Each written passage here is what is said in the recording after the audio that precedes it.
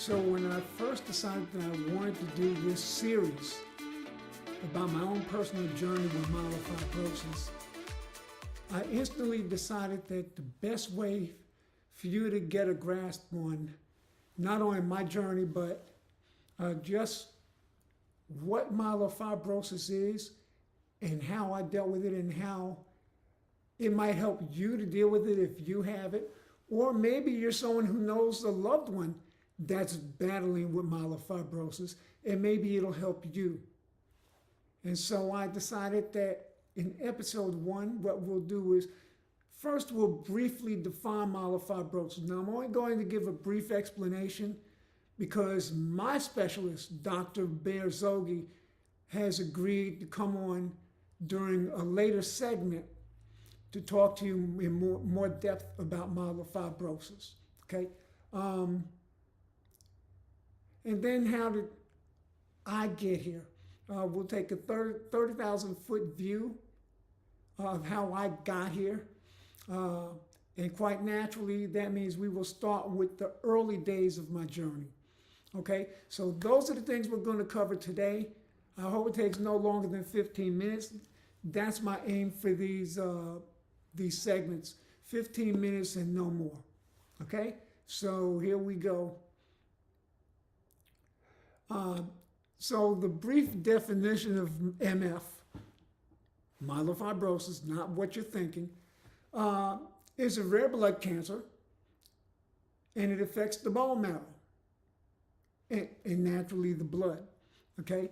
I won't go into a whole lot more detail than that except to say 46% of patients need blood transfusions, and about 60% are anemic within a year of their myelofibrosis diagnosis. So that's something to keep in mind. Some of the symptoms would be enlarged spleen. You can have a low platelet count. Okay, these are some of the things that you have to look out for. All right. The 30,000 foot view, I guess the best way to explain it is with some video.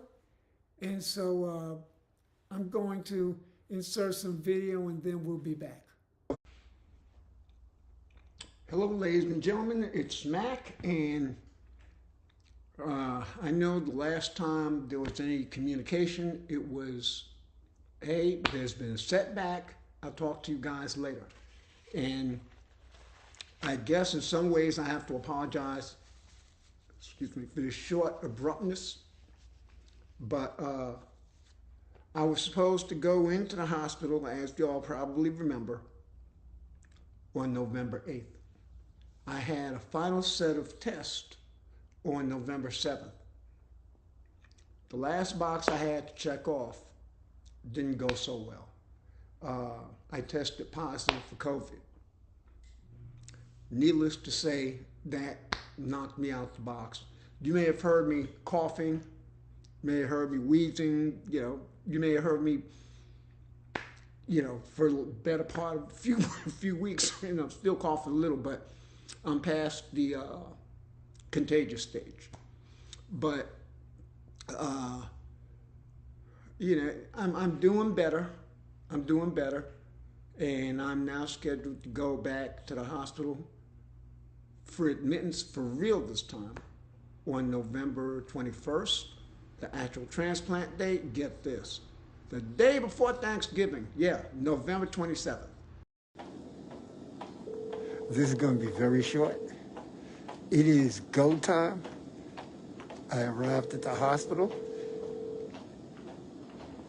Everything's good, and now I'm just waiting for them to tell me my room number. Hey gang, it's Mac, and as you can see, I am laying somewhat comfortably in my hospital bed. So,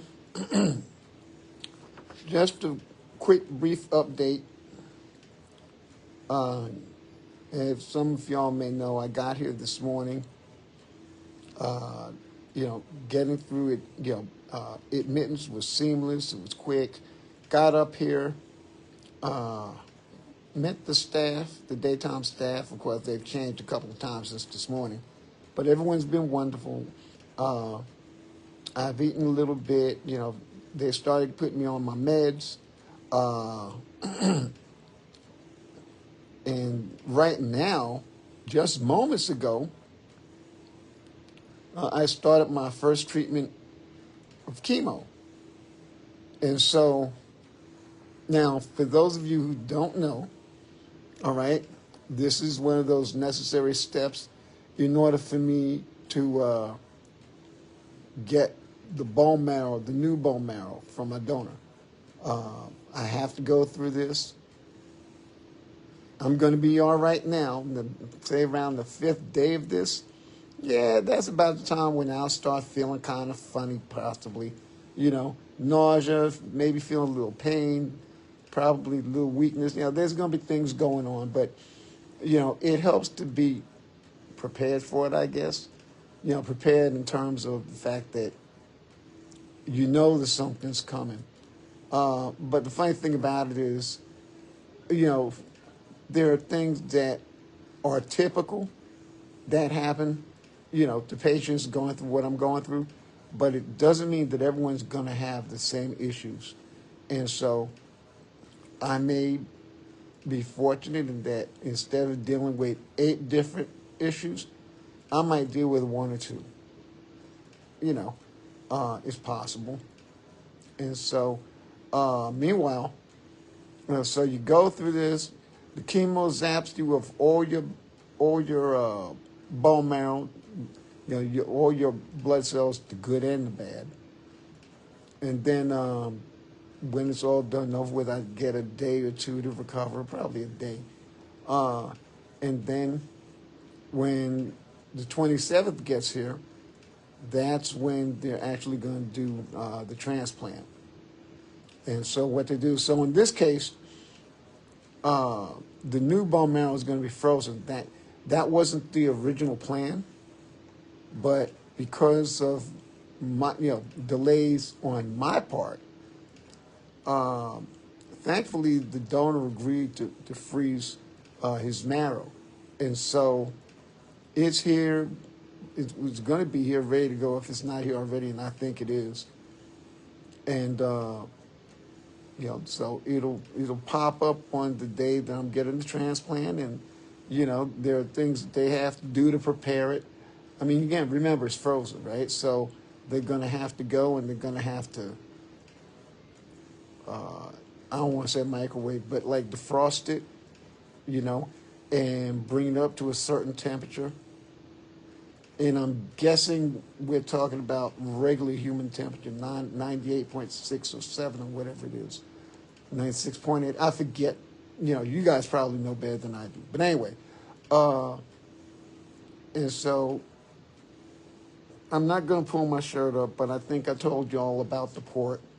If you don't know, in preparation for this, they get what they call a port, and they stick it in your chest, right about up here, and it goes underneath your skin, and it leads to one of your larger blood vessels, all right?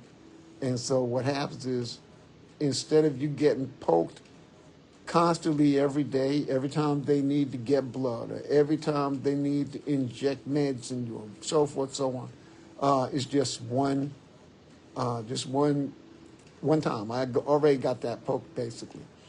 And so when they're not, using it, they're not injecting you with a tube of medication, or if they're not taking blood for lab work or what have you, they have a top to, keep everything off so that nothing, it's not being used. But when they use it, it's multi-purpose. Like I said, they can insert meds intravenously. They can, take blood for labs. They can do all these different things, including inject the new bone marrow. And so that's why that's there. And I don't know, trying. I don't know. I really want to say cue the burlesque music, but you could see a little bit. That's the port, all right. Well, that's the outside of the port. The port is further up, and I don't know if I'm going to be able to. But y'all are going to have to take my word for it. But anyway, so that's what's going on. Gabrielle, I see you. How are you? And so that's where things sit right now. I feel good. A couple of people have asked me today how I feel. And the first words that come to mind are thankful and grateful. I mean, who wants to go to the hospital, right? But the way I feel about it is this is the beginning of my healing. This is the beginning of my getting better. Those with, who have these transplants, they refer to the day that they have the transplant as their rebirth day. So my rebirth day would be the 27th, November 27th. That's when they're going to do the transplant. And a lot of people celebrate their rebirth day too. So it's a big deal for a lot of folks. I mean, I haven't been through this, so I don't know how I'm going to react to it. I'm not, into a whole lot of the rah-rah sort of thing, but, I mean, I don't know how I'm going to react to it. I have no idea. But in any event, I'm just grateful that I'm here, that I have this opportunity to heal, get better, hopefully inspire a few people along the way, maybe, and just go ahead and get this done so I can get on with my life. That's what I've been saying. I want to do this so I can get on with my life. So that's really it. That's really it, And we started this at about 10. It's almost 10:10 now, and that's 10:10 p.m. Central Time, and so so that's really it. So I just wanted to give y'all a quick update. I'm gonna try and give an update, short updates, maybe every other day. I'll give them when I think there's something meaningful to say. But, until next time, y'all know the drill. Be blessed, do something nice to somebody, and we'll see y'all again real soon.